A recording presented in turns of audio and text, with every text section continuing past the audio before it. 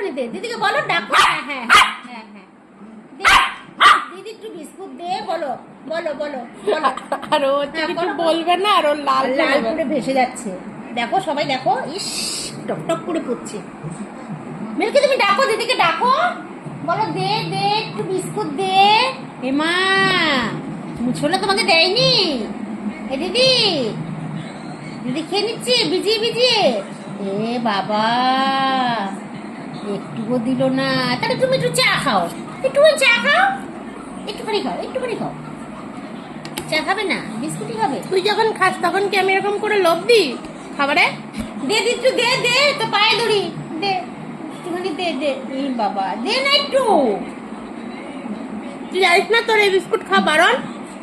হ্যাঁ দে। এ বাবা সবটা খেয়ে ফেলছে, যা। কি হবে মিল্কি, মিল্কি মিল্কি, এই একটুখানি দে দে দে, একটুখানি দে। আহারে, ইস, আরে এটা কেমন হলো মিল্কি? দেখে একটুখানি থেকে আবার চিকু একটু ভাগ বসালো। চিকু তোর কোথায় গিয়ে আটকে রইলো? দাঁতের মধ্যে গিয়ে না? ওইটুখানিতে নেয় কেউ ছোচার মতো। ও আবার ওর মুখ থেকে চেটে বের করছে। এ চিকুই পেল না, ও আবার মুখ থেকে চাটে।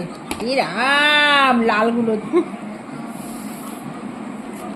চিকু বল না, মিল্কি বলছে আমার ওইটুকুনি ভাগও কেন আমি ছাড়বো।